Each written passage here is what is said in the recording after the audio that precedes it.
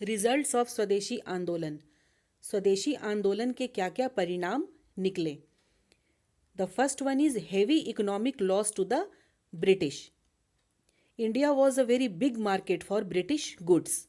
लेकिन स्वदेशी आंदोलन में जब लोग ब्रिटिश गुड्स को बॉनफायर में जलाना शुरू कर दिए तो इससे अंग्रेजों का बहुत ज़्यादा इकोनॉमिक लॉस होने लगा। The second one is revival of Indian industries. जब लोग स्वदेशी अपनाने लगे, इंडिया में बना हुआ गुड्स इस्तेमाल करने लगे, तो इससे इंडियन फार्मर्स, वीवर्स, मर्चेंट्स को बहुत ज़्यादा फ़ायदा होने लगा।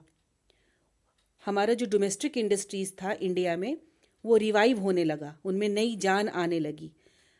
हमारे देश में ही गुड्स बनने लगे और वो बिकने भी लगे। इससे जो उनका कंडीशन था, पुअर इकोनॉमिक कंडीशन, उनमें सुधार आने लगा। The third one is strong sense of unity and nationalism. Partition of Bengal, ये डिसीजन जो अंग्रेज़ों का था, वो ये चाहते थे कि इंडियंस को रिलीजन के आधार पर, हिंदू मुस्लिम के आधार पर बांट कर दे और डिवाइड एंड रूल करें।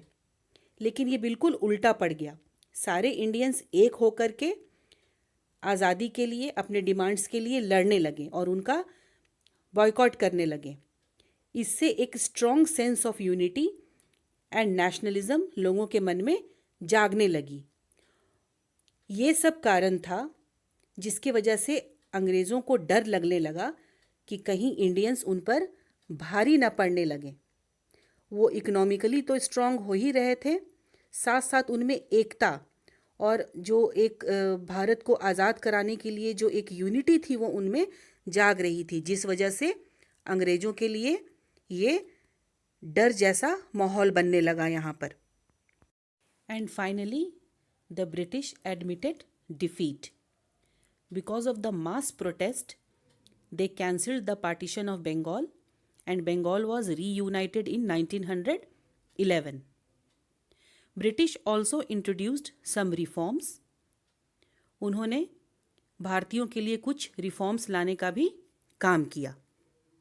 And then in 1914 First World War broke out.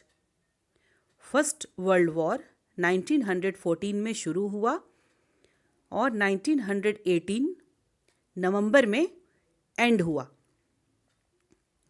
बहुत सारे भारतीयों को ब्रिटिश फौज में एज अ सोल्जर शामिल कर लिया गया। They got recruited in the British army as British soldier. और इन भारतीयों को जो कि ब्रिटिश फौज में एज अ सोल्जर शामिल हो गए थे, इनको ब्रिटिश के फेवर में लड़ने के लिए डिफरेंट कंट्रीज भेज दिया गया। Okay children.